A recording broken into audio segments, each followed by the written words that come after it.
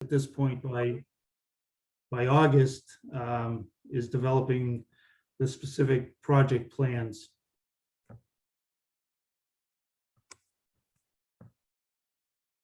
And again, just some basic idea of what the goals of each one of the phases are. Again, phase one, collecting baseline data, the demographics, kind of understanding the businesses, where you are, where the vacant storefronts are, and some of the other issues that go along with the downtown. And then tonight, we really want to provide an overview of what we've done and start to solicit some of your input. Phase two, again, as I said, is really building on phase one, starting to develop some real projects, defining what those projects might be, and then finally getting into the specifics of the project plans and getting something that's fundable through the program and something that will be of benefit to the downtown and the business community. So working with Peter, we defined what the study area is. So it's really Elm Street being the main corridor from Park Square to the river, and then also running up the side streets, a couple of blocks, several blocks in some areas, and encompassing about 128 total storefronts, and also including the parking areas in behind Elm Street and getting down to the riverfront and part of the Riverwalk as well. So some of the questions we want to try to understand as part of this phase is who are the customers that we want to serve with the program, and what are your preferences, what are your needs, and how do we make the program work best for you. So again, we started looking at the demographics of both the study area, downtown, and how that compares to the town as a whole or as the city as a whole. So again, just some idea that population of Westfield is somewhere just north of 42,000 residents, as compared to downtown, which has about 781 total residents. Median household income, 63,000 plus for the city as a whole, as compared to about a little less than half that for downtown, about 29,000. The median age, roughly the same, a little bit higher in the downtown area. And the household size, smaller in the downtown area than in the city as a whole. Excuse me.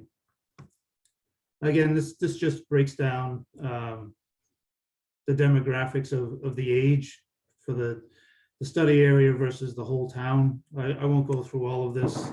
Again, as we saw in the earlier slide, the average age for the downtown residents is slightly higher than for the town as a whole, or city as a whole, I'm sorry. Again, we also looked at ethnicity, and really there's a higher minority population in the downtown area. Mostly that increases Hispanic and Latino origin folks, as compared to the city as a whole.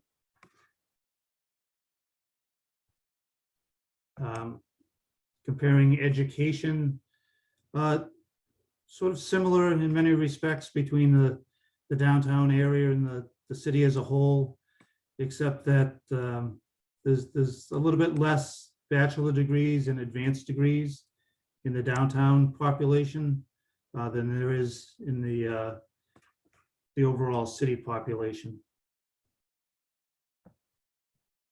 So again, kind of getting into the diagnostics or the data collection, looking at the business environment, and this was all part of the business survey that was sent out. What are the impacts that the pandemic has had on business? Sort of how does the downtown economy work? Whether there's an anchor, whether there's a majority of destination businesses, or is there a mix of businesses? You know, and I think in Westfield, there really isn't an anchor in the downtown area, and I think it's more of a mix of different types of businesses. And then how does the business mix sort of meet the needs of the customers that are being served, and how do we bring in more customers into downtown? So one of the things that was looked at is what's the mix of ground floor. Mostly this was focused on the ground floor storefronts. So it's fairly evenly split between retail and office space. Just a very little bit of what we would classify as manufacturing space. So again, that kind of leads into the downtown is a mixed environment in terms of businesses. There isn't a single anchor or a sort of a dominant use. So again, just an idea of what we were trying to find from the business survey. We put it out in March and April. Like I said, got a good response, quite a bit better response than some of the other communities that we're working with.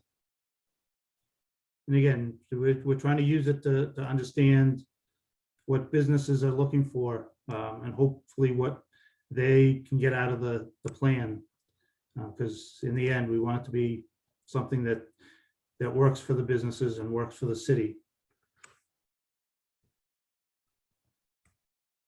Just an idea again of the number of employees, and again, it's relatively even across the board. You know, some sole proprietors, single entity businesses, and then sort of running, again, fairly well spread out between smaller 2 to 5 employees, going all the way to 50 plus employees. And again, similar, although a little bit different, businesses that rent versus businesses that own the building and the property. About 2/3 of the businesses we found are renters, or at least of those that responded, versus those that own the property and the business. Looking at some of the characteristics, the type of businesses, again, fairly evenly split. Retail, sort of the restaurant, accommodation type businesses, some of the professional office space versus personal service, a fairly small percentage of finance, some healthcare, but a fairly good percentage of community service and nonprofit businesses. So again, what we've kind of been seeing in all the data is a fairly good mix of businesses. And then I wanted to understand what the impacts of the pandemic have been. You know, large percentage, obviously, a decline in revenue, a decline in customer base, customer service, the need to lay off employees, some at least part-time closure, and some permanent closures as well. So again, you know, similar to I think what other communities have seen, both in Massachusetts and nationally, that there has been a big impact on local businesses, both on the revenue side, on the staffing side, as well as on having to reduce hours and having to expend funds on safety issues and safety measures. Excuse me. And this slide, this is probably starting to change now that the governor has lifted the restrictions. But at the time of the survey, there were only about 1/3 of the businesses that were operating at full capacity. And the other 2/3 had reduced hours, and a small percentage had temporarily closed. Hopefully that's starting to turn around now that the restrictions are lifted. And again, looking at revenue, and what the percentage decrease in revenue was as part of the pandemic. and we're seeing, significant decreases, 25 to 50%. Certainly a big impact on the businesses. And then as you get further down the scale to the higher 75 or 100%, are, comparable to the business percentages that had to close at least temporarily, if not permanently. So again, just reinforcing the fact that you have, as businesses, been hit pretty hard by the pandemic. Again, similar to loss in revenue, there's a decrease in customers that you've served, customer base. Again, sort of in that 25 to 50% range seems to be the impact, the larger impact, or impact to more businesses. And then the next thing, kind of understanding what the financial and business impacts were of the pandemic. We started to look at what can be done, or where you're satisfied or maybe less satisfied with some of the environment that you're operating in. Some of the public space, streets and sidewalks, safety of the area, the condition, the facades of the businesses and the buildings, sort of where you lie in the mix of other businesses, and the access that you have both to a customer base, but as well as to employee staffing. So again, this chart, the red is very dissatisfied, and the brighter green is very satisfied. So things like the public realm, the sidewalks, the streetscape seems to be kind of in the middle, satisfied, probably room for some improvement. Safety in the area seems folks are reasonably satisfied with that. Condition of storefronts, facades, again, sort of middle of the road, certainly some room for improvement. And then sort of the area itself and access to customer base, again, fairly satisfied, but certainly some room to improve things there as well.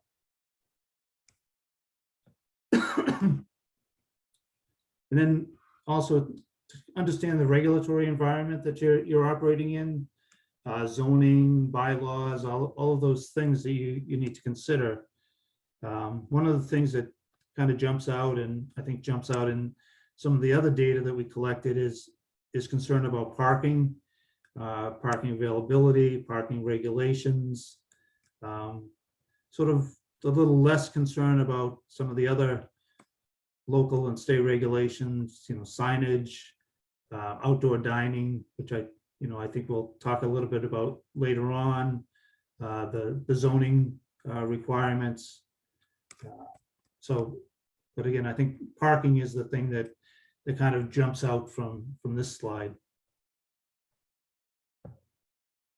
And then again, similar to what happens in the public realm, trying to understand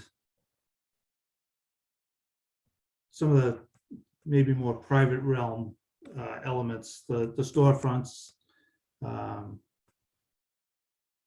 again, safety, how the development of public spaces, is there enough public seating, benches, open space, again, parking, concerns about availability.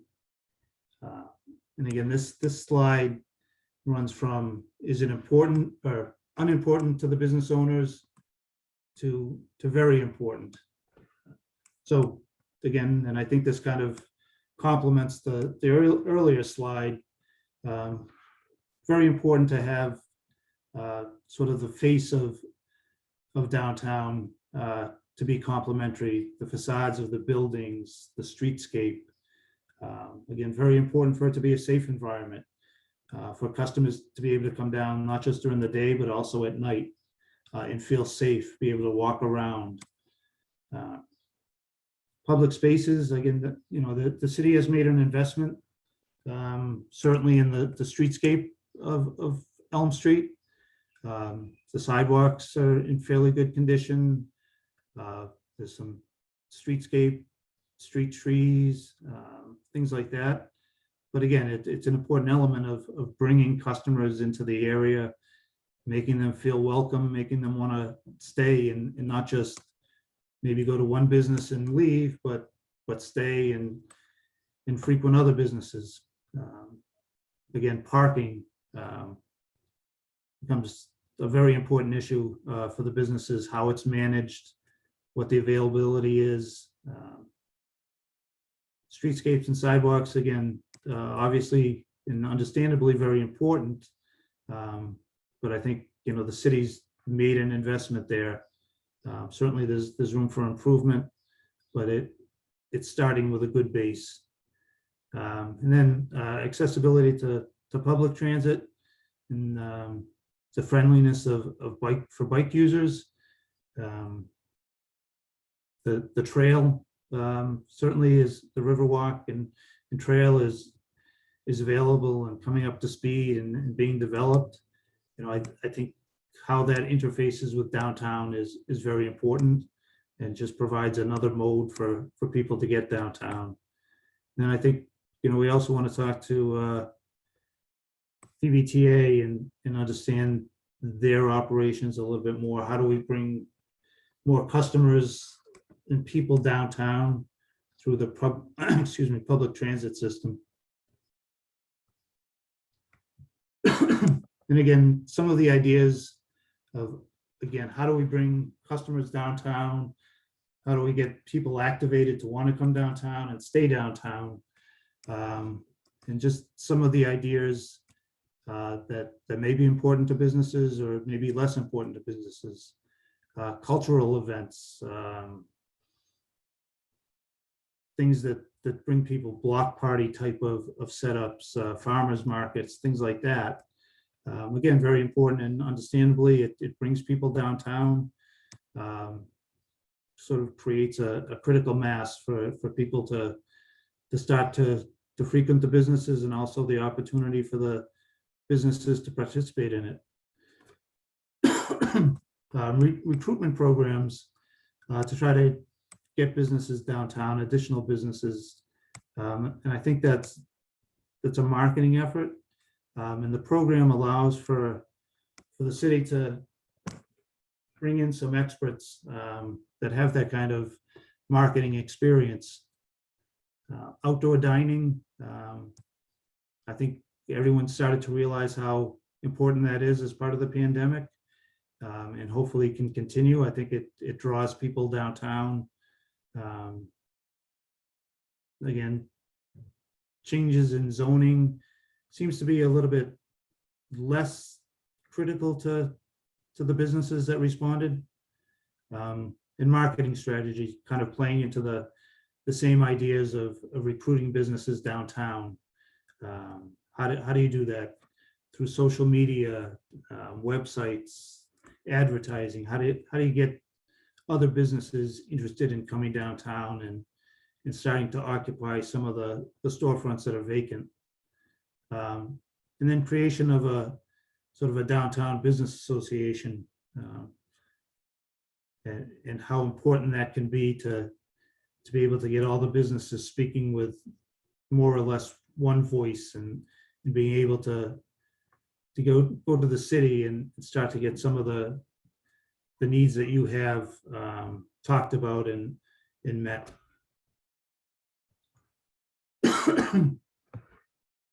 And then again, this question was kind of to gauge the interest in the business community in wanting the assistance, wanting to be able to use the program.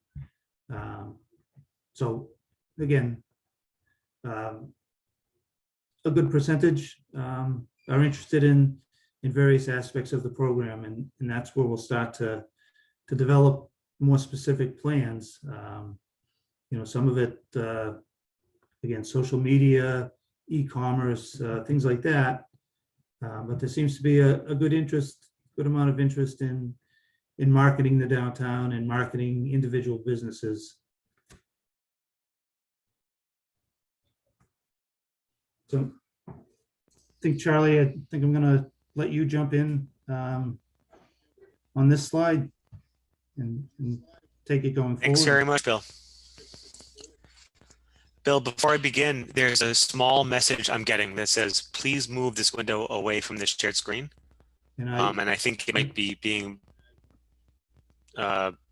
recorded and broadcast to all. And if you can't fix it, no problem. Just wanted to let you know. I've been trying to fix it, but I haven't been able to move it away. It seems to fade in and out. We'll just keep going. So thanks, Bill, for that for the first half. My name's Charlie. I worked with Bill on this project. I also work at Beta Group, and I'm going to take you through the remainder of the slides and kind of understand how the survey, how the audit was done of the buildings, the facades, and also, the private realm, as well as the elements within the public realm. That was really a major part of this initial phase 1 data gathering phase. As we were gathering data in the physical environment, we kept our sort of guiding questions at hand. How is the physical environment meeting the needs of businesses and business owners? And what are the challenges and opportunities facing, whether it's business owners or customers, in regards to the public realm, the private realm, and access and visibility? Next. This is the scoring rubric that we were required to use. This was provided by the Department of Housing and Community Development, DHCD. There are 6 elements on the left, and then we used a score of A, B, C, or fail/not applicable to grade, if you will, each of these elements. So we looked at the windows on businesses and the outdoor display or outdoor dining spillover. We looked at signage, awnings, facades, and lighting. And I want to make the determination, the distinction between private realm lighting and public realm lighting. We'll get into that a little more later. But basically, windows had to be 70% transparent. They had to be clean, clear, well maintained, and that was scoring A.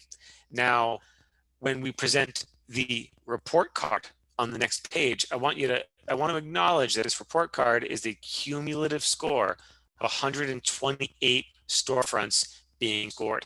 So this is the class-wide grade here. This is not reflective of any one business. You may have a business that scored higher or lower than the report card, and that's okay. So just an upfront analysis there. Next slide, please. The scores that we determined on the report card for Westfield's downtown area: lighting scored a B, generally facades scored a B, awnings scored a not applicable or fail, signage scored a C, outdoor display and dining, again, not applicable or fail, and windows scored a B. So once again, your business may have had exterior lighting that scored an A, or a facade that scored a C, but this is the cumulative score, and I think it's important to understand the difference, and this can influence the recommendations that we will ultimately work on and generate with your help. So this is a good element to have in our back pockets. Next slide, please. Sorry, Charlie, just before we leave this slide, I just want to let folks know that the pictures on the next couple of slides are not on Main Street or downtown. They're just kind of generic reflective pictures that depict the elements that we're looking at. Thank you, Bill. I should have made that clear. The photo on the last slide, if you want to go back to it, there's a clear furniture zone with street trees, with outdoor seating, ornamental trash cans. There's even curb stops for parked cars. There's well-maintained awnings. There's quality facades. This is an environment that is conducive to pedestrian foot traffic, and I appreciate you jumping in there, Bill. So next slide, we get into the public realm. So very, very similar scoring rubric when compared to the private realm. We examined the elements in the public realm, including sidewalks, street trees and benches, public lighting, wayfinding and signage, and the quality and the consistency of the roadbed and crosswalks. So pretty similar scoring rubric, although there were a few interesting caveats to look at, whether it was wayfinding and signage, presence of that or the absence of that, and if it was present, if it was intended for motorists versus pedestrians. Street trees and benches. Some downtowns have street trees and benches along just a few blocks, and then there's many blocks without that. So we looked at that holistically and tried to analyze the entire study area. Next slide, please. The report card, if you will, for the public realm. The public lighting scored a B, wayfinding and signage also a B. The sidewalk material and sidewalk quality was an A, trees and benches a B, and roadbed and crosswalks a B. I do want to point out that Westfield scored slightly higher in many respects than some of the other communities where I was conducting field audits and private and public realm analysis. So I think Westfield has invested in their public realm infrastructure, and I think that that's evident in these scores. Here are some additional photo examples. Once again, this is not these are not Westfield. These were provided by the DHCD and some additional research. These are nice clean sidewalks with some nice clear furniture zones, some ornamental or pedestrian scale lighting, and some seating and some shade trees as well. The photo on the right also includes a landscaped buffer between sidewalk and fast moving motor vehicle traffic, which is a nice buffer to have for pedestrians, for folks who use wheelchairs or any mobility device. Really, to have that buffer is makes you just feel more comfortable in the sidewalk environment. Next slide. These are some redevelopment opportunities that were identified with the folks that we worked with at the town, including Peter. And there are just some opportunities here between Old Town Hall, future a trail bridge, the Bank of America building, a pretty key redevelopment parcel over there by the bus station, the Trinity Church School, and up at the top, located at 360 Elm Street. There's opportunities for investments in redevelopment in the vicinity of downtown and the study area that we wanted to highlight. So this graph just highlights those, and it's important to remember that for future consideration, particularly in terms of recommendations that will come out of the final report. Next slide. The next three, I believe, slides include existing conditions photos of what we found during our audit analysis of Westfield. So here we have some examples of storefronts, a nice sidewalk with a visually clear differential furniture zone with ornamental trash cans, signage, mailboxes, and street trees. And a buffer there, and some lighting as well in these photos. This is at Arnold Street, and this is the 24 Elm Street. Next slide. Again, additional example of lighting. These are great pedestrian scale lighting.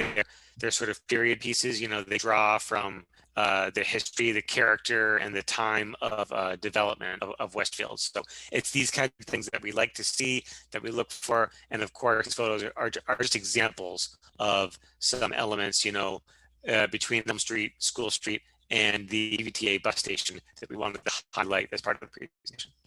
Next slide. These are a handful of building facades. East side of Elm Street, Westfield Bank on the bottom, and at the top, Park Square and Bank of America. We highlighted Bank of America earlier as a possible redevelopment opportunity. These building facades are historic. They're in good shape, and they likely scored the high individual analysis. But these are just some great examples of some slightly more traditional architecture style that really fits the sort of character and feel of downtown Westfield. Next slide, please. Another existing conditions photo, the Gaslight District alleyway, which has some great pavers and some looks like a wayfinding kiosk with maybe some future signage or interpretive maps coming in, as well as the Westfield River Walk with the dedicated bridge over the river, with great lighting and good path markings on the asphalt path, and benches, bicycle racks. These are all the kinds of amenities that draw foot traffic that we can capitalize on and understand how it could contribute to a successful downtown Westfield. Next slide, please. In addition to the sort of fact-finding phase in the phase 1 diagnostic category, we also examined administrative capacity. We used some of the following guiding questions to understand administrative capacity, including who are the stewards of the study area, do they have adequate resources, and what kind of permitting processes or impediments exist for businesses and business owners. Next slide. We examined the Greater Westfield Chamber of Commerce, as well as the Service Corps retired executives. Both of these organizations or elements provide what we are sort of describing right now as administrative capacity beyond town hall. And I think every business district probably needs help from all possible avenues to really be successful. So we are happy with Town Hall's efforts, but we also want to acknowledge that there's additional resources out there. And these are 2 of those resources. This is likely an incomplete list. And when we get to the Q&A or comment section at the end, if you have one to add, please let me know. Next slide. A few upcoming slides on what we heard from businesses. So this was from the business survey, or I guess most of it was from the business survey, as well as some comments, some open-ended comments, and just on the ground fact finding as well. So a couple of different sources here. Next slide. Businesses and business owners are generally satisfied with the safety and comfort of customers and employees, and the proximity to complementary businesses and uses. So this is just good upfront data to have on business satisfaction. And of course, we can always talk about recommendations in terms of what businesses are dissatisfied with, but there was high satisfaction in these 2 categories. Next slide. Some improvement strategies for the physical environment. The question in the survey was worded as which one of these would you vote for? Which one of these is most important to you? So the ones that were found most important for businesses and their owners are renovations of storefronts and building facades, improvements in safety or cleanliness, and I think the big ticket item there, I believe the most voted was parking availability, management, and parking policies as well. And we can of course dive into that more later on when we hear from you all. Additional strategies to attract and retain customers. Again, these were voted on by businesses. Business owners wanted to see more cultural events and activities, a recruitment program to attract businesses, more additional outdoor dining and selling opportunities, whether it's pop-up retail or pop-up dining, or even permanent, and marketing strategies for the commercial district. Next slide. When asked what, if any, regulations pose an obstacle to business operations, 31% voted for parking regulations, and I believe the next highest percentage of votes was for signage regulations and outdoor dining and selling regulations. So to us, this means that we have a little bit of work to do analyzing, what can we do to recommend some upgrades or changes, whether it's to existing parking regulations or new parking regulations. Same with signage and outdoor dining and selling. This is just a good baseline to understand what business owners see as obstacles for their business, or of course, this could extend to businesses that have not opened yet, folks that may consider relocating their business to Westfield. Next slide. Additional improvement strategies. We wanted to put this list together as I believe this is the final slide of this particular section, and really it tries to understand the business survey, the results of the business survey, the comments, the open-ended comment section, as well as just a little bit of on the ground, boots on the ground research. So additional improvement strategies include the formation and the, providing adequate resources for a possible future downtown business association, utilizing those development parcel opportunities, understanding the interplay between those and parking, whether it's how it's going to impact existing parking or perhaps recommending additional parking. Opportunities to improve facades. There's a variety of ways to fund facade improvements, which we could always get into more details on later. Wayfinding signage, that's just a very critical thing for vibrant downtowns. Those vibrant downtowns have great wayfinding signage. Consistent seating, trash receptacles, and of course shaded seating is very important. Keeping the streets clean, so having a very regular and routine street sweeping regimen, and the rear parking lot improvements, which could come in a variety of forms.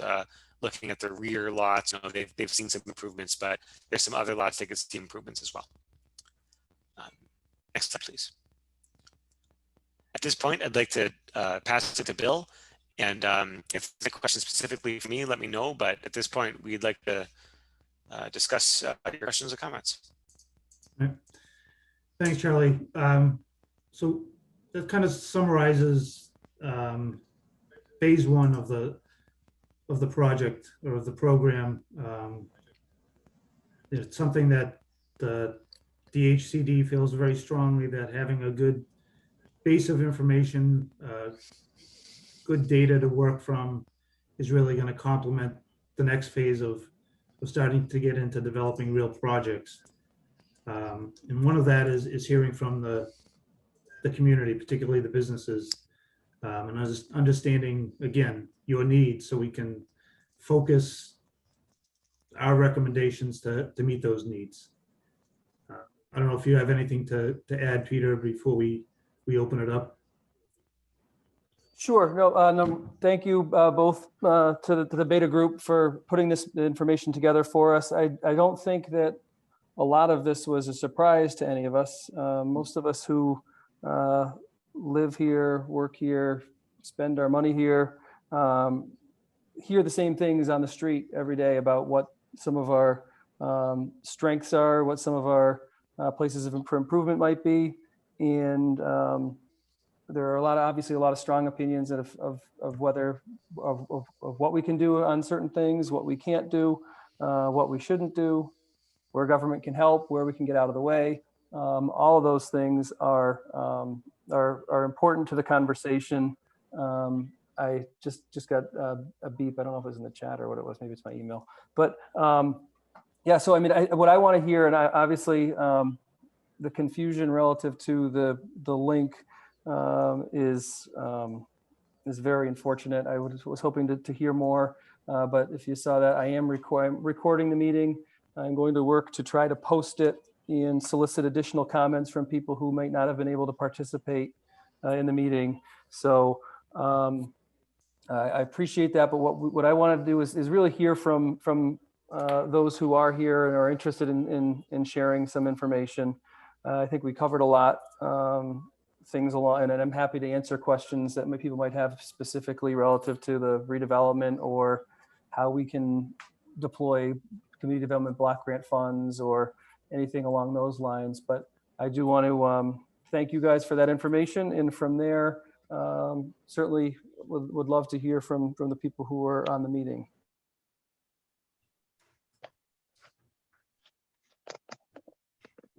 If there's anybody that needs me to, I don't think I need to unmute you. If you want to unmute yourself, we can manage it from there. Hey, Peter, can I jump in and Sure, share yeah. my thoughts? Bill Westerland, absolutely. Yes, please. Great. Thank you so much. And thanks for the presentation. And unfortunate, it was challenging to get in here, but once we figure out how to get in, this is cool. Great stuff. My name is Bill Westerland, and I am a citizen of Westfield, but I also head up a group called Artworks of Westfield Incorporated. We're an art and cultural organization, and we've always been enamored with downtown. We try to do all our events downtown, whether they're art shows, concerts, literary events. And I think that the biggest challenge that we face has always been a common area, a performance space per se, where people could gather safely in a multi-use location or facility that that could accommodate small musical shows, dance, art shows, any other community engagement around cultural experiences in the city. And feedback from the merchants, and I think it was pretty clear in your surveys, is they like having those things happening downtown because there's the spin-off revenues, there's the incremental foot traffic.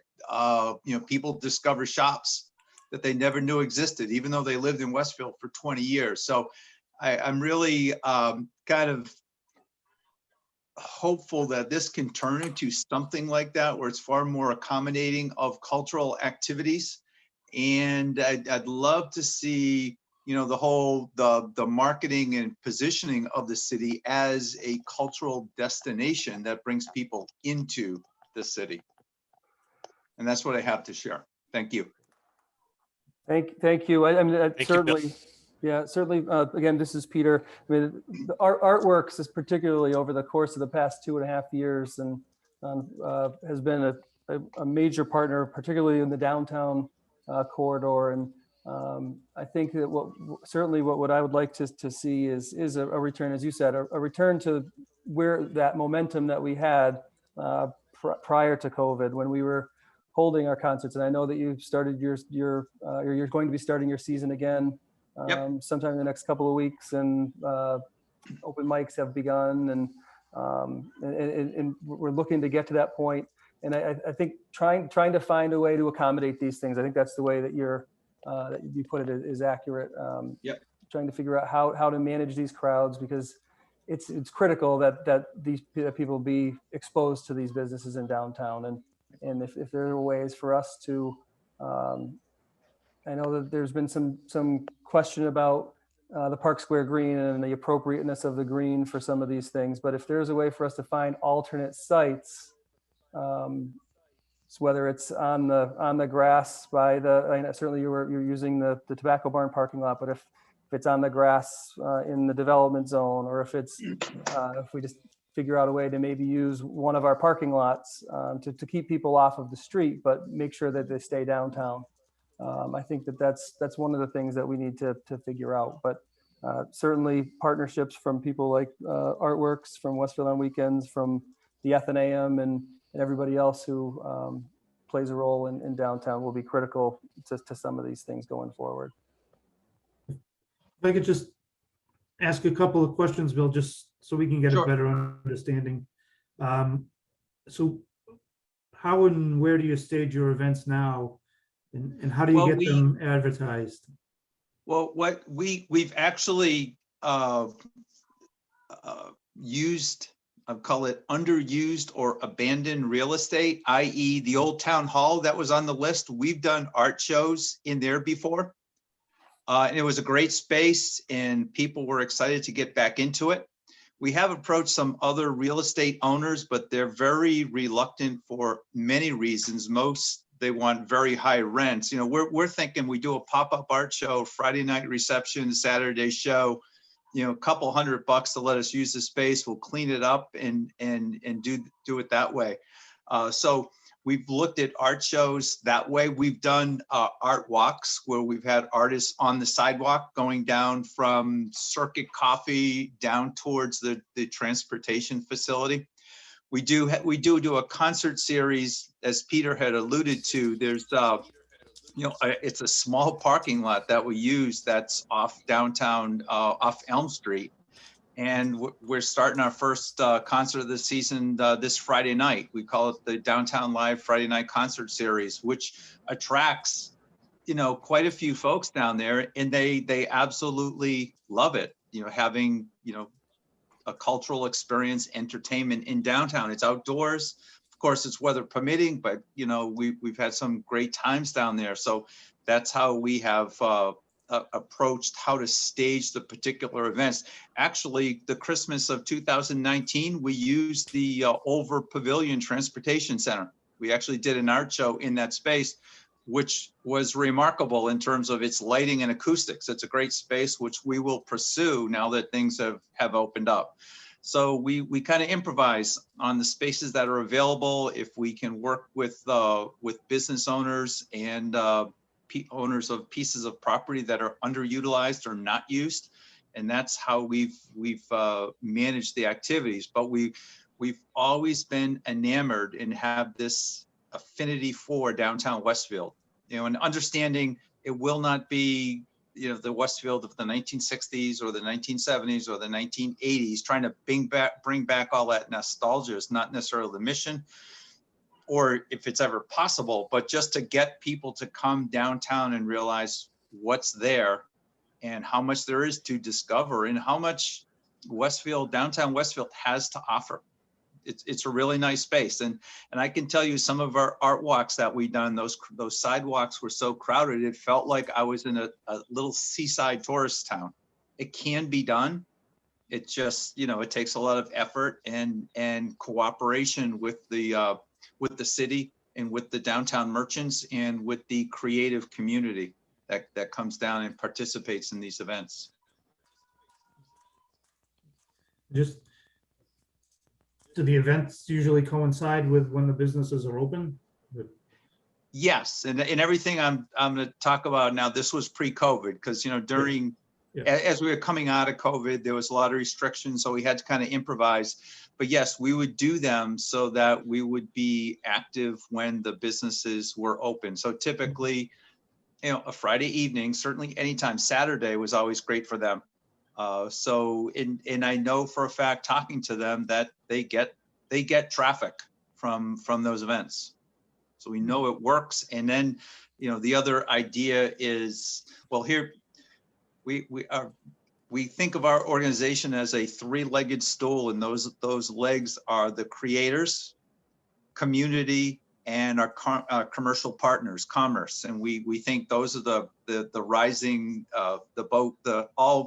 all boats rising in this rising tide. Is we can reach all of those segments of our community, and everyone wins in those situations. Thanks. Yep. Clearly, there's a desire to communicate, and it's a desire to collaborate, and I think capitalizing on that desire is going to be a winning strategy. And I think that I'll be thinking of this when I work with Bill and we brought up some recommendations. Well, and I think collaboration is the key word, not only with the businesses in the city, but also, we love to collaborate with fellow nonprofits in the city. So we mentioned Westfield on weekends. Anytime we can work together, we want to do that.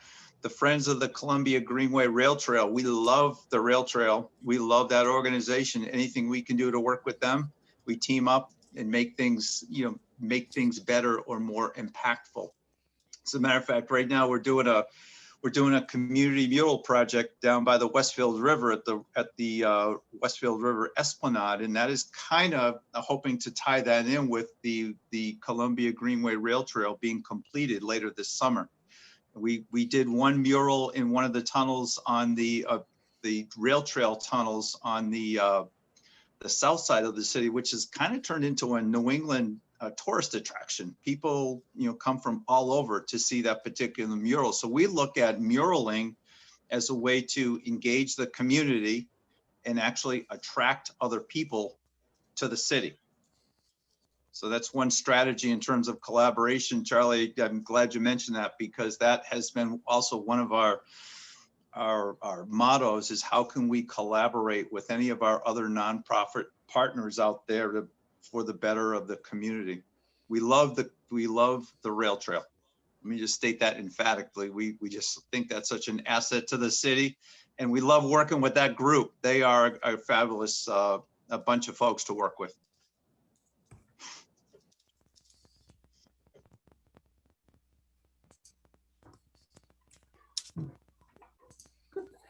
So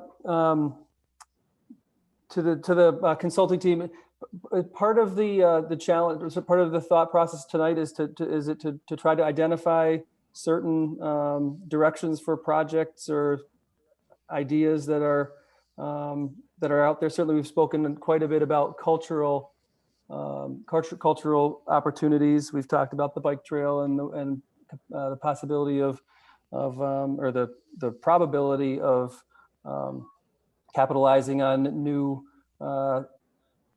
pedestrian traffic in downtown. What some of the things that, and certainly I maybe it's more of the practitioner in me, but things along the lines of, I mean, I'd really like to see if there's any ideas on signage programs or facade improvement programs. I mean, those are some of the things. I mean, I look at, I mean, I remember when we started what we called the Restore Westfield program about 7 or 8 years ago under a previous administration. We were able to kind of bring new life to what is now the former Colenz's property. It was an ugly white facade that we were able to get painted into a rusty color, and but that's since needs to be worked on again. But thinking about just making it, and it's the simple things. I mean, you showed in the pictures, and maybe I'm just offering comment, but you showed in the pictures the street lights and the improvements that we've made, but the small everyday concerns relative to planting flowers and maintaining the beds and removing the trash from them. I mean, I think those are some recommendations that I think would be helpful for us to bring forward to the policymakers, the decision makers in the city for potential programming, or as you'd said, this downtown, like if having some sort of a business association that's specifically targeted toward downtown, the Downtown Merchants Association or something along those lines, where somebody is taking additional extra responsibility for making sure that these things happen. And certainly we haven't had that since the bid, and the bid wasn't necessarily the best way to get all of these things done, but we need to find a way to get some of those extra things done as a community. So that's kind of part of my thought process. And certainly the last thing that I would say is identifying a vision. I mean, we have a vision, but identifying a direction, an immediate direction on how to deal with the urban renewal property, the Elm Street redevelopment property, whether that's to pursue a new building on the property, or if it's to improve it as a public space, whether that's temporary or permanent. But I'm having a hard time thinking that a gravel parking lot on the corner is the highest and best use for that piece of property. We need to find a way to activate it and really make that connection between what seems to be a more healthy south side of downtown with a more challenging north side of downtown. So I would just leave my comments to that at this point, and hope that others might offer something as well. Well, we appreciate that, Peter, and I think part of our charge and what we want to bring to the table is partly building on what you've already done, whether it's physical projects that you've already done, or whether it's planning studies that you've already done, what's already been looked at in the parking lot. I would certainly agree with you that in downtown, a gravel parking lot is not the most desirable use for that property. So I think what we'd like to get out of tonight, some specifics to the extent that we can, but also sort of a direction. We can make a lot of recommendations. Certainly not all of them are going to be able to be implemented as part of this program, but maybe there's other programs where they can be implemented. But if we have some direction, again, you brought up a lot of good points. Wayfinding is very important. Some thoughts on building on what's the best use for the parking lot parcel. Is facade improvements. Certainly, I think Charlie mentioned it. There's a number of ways of of implementing and in funding facade improvements. You know, is that something that can sort of energize the northern half of downtown? So again, this is the first phase, and we're certainly not expecting specific projects to come out of this, but hopefully some direction on some of the priorities that folks have and that the city has. So. Yeah, because that's exactly my thought. My thought is, I mean, I want to hear what people want to have done, and then we can figure out how to actually get those things done. But what do we want to start is my first thought. Right.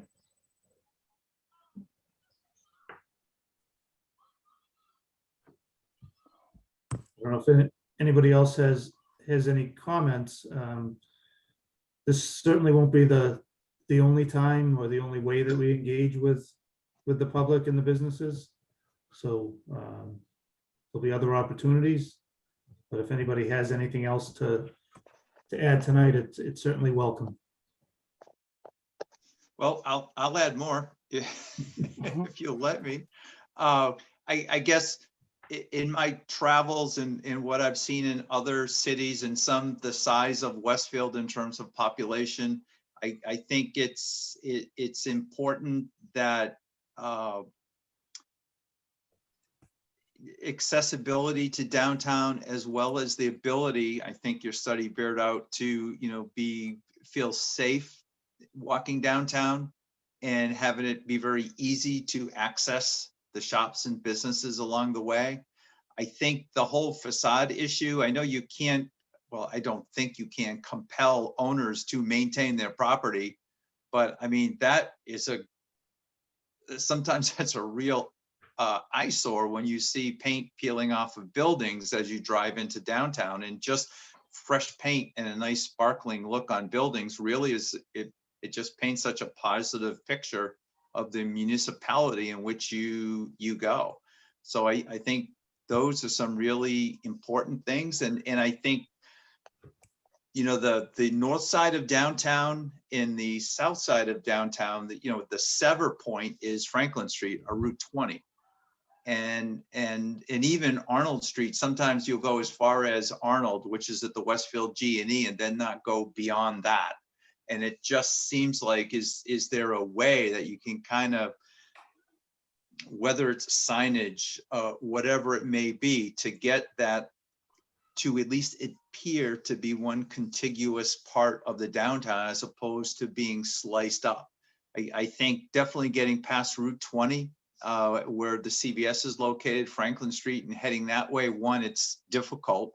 And two, I mean, there's not a whole heck of a lot up there right now that would induce someone to make that trek. But I think, just somehow, whether it's signage, whether it's a fresh coat of paint, maybe it's some degrees of uniformity along the buildings that kind of ties the whole downtown area together in terms of at least a visual presentation. I think that would be extraordinarily helpful and inviting to get folks to come down. And then I just think, talking about a downtown merchants association, even the city marketing Westfield as a place to come visit, place to visit, to see, to experience things. Personally, I think that's really important. I see so many other municipalities doing that, especially coming out of COVID. Most of them are marketing like crazy right now to get people to come out and visit. And I just wonder, should we be doing that for our city and marketing all the very bright spots that Westfield has that honestly a lot of people just don't see. I think there's some, over the years, again, I've lived in Westfield since 1979. Over the years, I've seen Westfield rise and fall in terms of downtown, usually with the economy. And I think right now there just tends to be this, oh, there's nothing down there. Why would I ever go to downtown Westfield? And I think that's a perception that needs to be chipped away at. I think that would be an important part of getting folks to visit that downtown area. And then I guess once you get people there, then businesses realize, okay, there's an opportunity, there's foot traffic, so let's go in and open, and then it becomes a virtuous cycle. So that's my 2 cents. Yeah.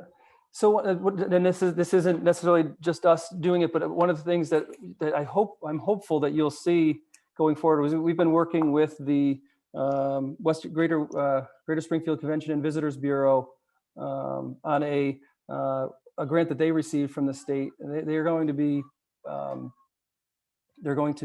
highlighting 12 Westfield businesses as part of their regional campaign. That I think it'll be a multimedia campaign. But Westfield is part of that, and we're pleased to have put some downtown businesses into that group with them. But I think you're right. When in the community development department's fiscal 22 budget, which will be heard by the finance committee on Thursday, there is about $4,000 or $5,000 for me to do some media outreach. We would be probably editing one of the videos that we already have that people have probably seen, but we would be making some edits to that, adding some new things, and updating it to make sure that the appropriate people are focused in it, and making it less of a government piece, and really just focusing on our businesses. So that's something that is on our agenda to do that marketing side. And we're looking forward to getting to that. But those are all excellent ideas. Yeah, and certainly, the more you can do to bring people downtown, the easier it is to attract businesses. Businesses will come if they know there's a customer base that's available to them. So. Yep.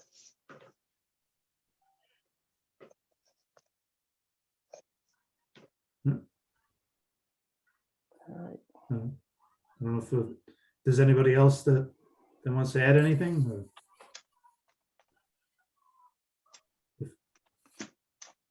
Okay, I'll add one more thing. I'm going to hog up the show here. And this will be my last thing. Marketing like crazy the Columbia Greenway Rail Trail. And now that there are going to be more access points off the trail to downtown, what a huge opportunity to get messaging, whether it's actually up on the trail or at least by those exits off the trail where people can come down, you know, bikers, runners, walkers, whatever it may be. And there would be signage indicating where people could go downtown, where the shops are located, what's available to them downtown. I just think that is such a huge opportunity, and that could possibly help grow out some of those spaces right now that I was talking about earlier that seem, you know, kind of orphaned and segmented because of various, you know, streets and traffic. It might be a way to activate those sections by pulling folks down off that trail. We know, we being the Artworks team, along with the friends of the rail trail, we know that people are biking up from Connecticut just to see the mural.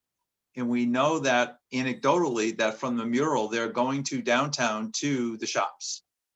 So if you know, we've gathered that information, you know, just by listening to folks or seeing what's posted online and commentary about the mural, and then, oh, I'm going to the pierogi shop, we know it's happening. That's just an example of how you could leverage that trail once it's finished and all those access points are complete, to really kind of reawaken downtown and make it easy for bikers. I'm thinking bike racks. I'm thinking those electric bikes that you can rent for the hour, day, whatever. You know, that's a no-brainer for me. You have those in the city. I think other towns have those that don't even have a bike trail. Those should be in downtown Westfield or near that rail trail.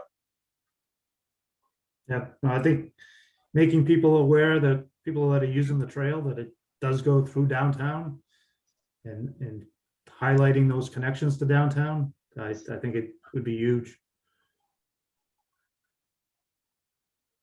If I might jump in here real quick. My name is Paul Cackleys. I live in Westfield. Just to jump on to Bill's comment about the electric bikes that you can rent. I think you're talking about Valley bikes. And there has been discussions in previous city council meetings looking forward to the possibility of those coming to Westfield. So that would certainly, the placement of where those would be and the access to where those would be could certainly help facilitate some downtown development, as it has in other towns that have had them. Yeah, I know, and yeah, certainly I know that, yes, both the planning board and the city council have made that made that point to the planning department. Or Jay Vinsky, our city planner, is working on a plan for it, trying to identify. We've identified 6 or 7 locations that we might be able to put those. I believe the number was attached to each of them was about $65,000 per station for hard costs, and then another couple of thousand each year for soft costs. But certainly we'll need to work to identify some funding for each of those. But I agree. I think that having that new generation of offerings is going to be critical for us once this path is bike path is going all the way through Westfield. And I would also jump in on what Bill's comment about people coming from outside of town into downtown. It almost seems like it's a nice little self-fulfilling prophecy. If you get people from out of town interested, people from town want to go. And if you get people from town interested, people from out of town want to go. So it's certainly, everything feeds into it. And sometimes it's the little efforts that really make things good. And I'm really happy to see everybody's working to actually think this process through, because I'm sure you'll come to the good answer on it. Good.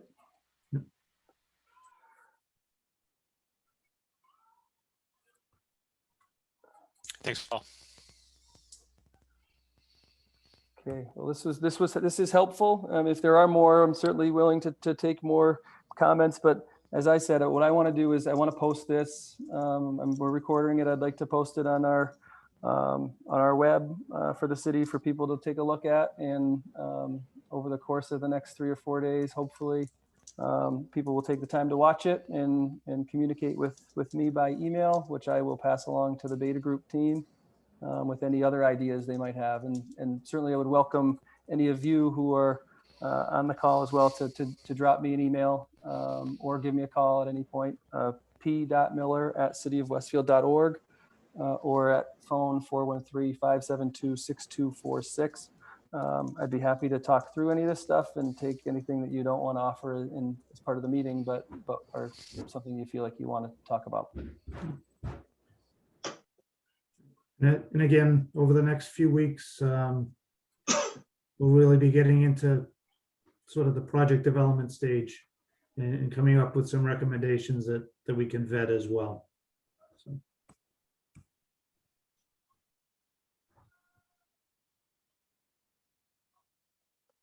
So I don't know if there's no more input, Peter. I don't know if you have anything. No, I'll sit here with it open for another minute or so, but if something comes to mind. But again, thank you all for participating.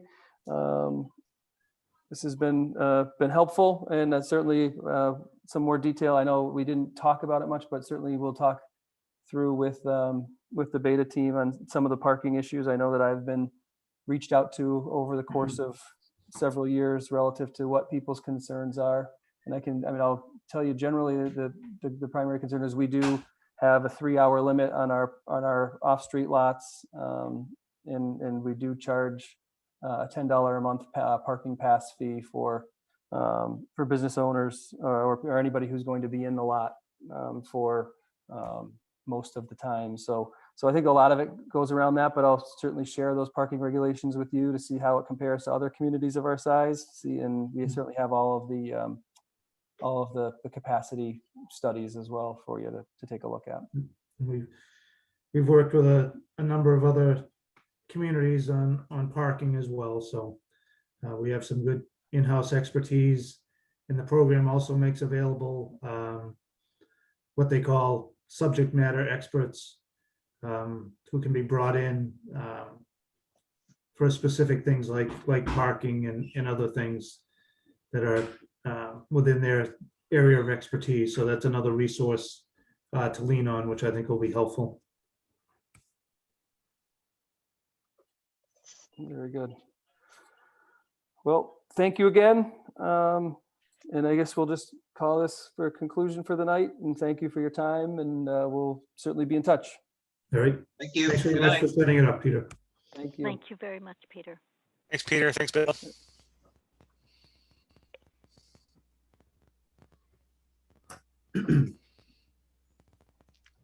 Have a great night, guys. You too. Thanks. Thanks very much, Peter. You're welcome, Ann. Thank you for your patience. Oh, no, it's very good. Will you be sending out summaries of all of those slides? Yeah, we'll work. Well, I will work to get the slide deck out, and we can Okay. post that for people to take a look at as well. Yep. Okay. Yep. Great. Great. Okay. All right. night. Thank you so much. Bye-bye now. Bye bye.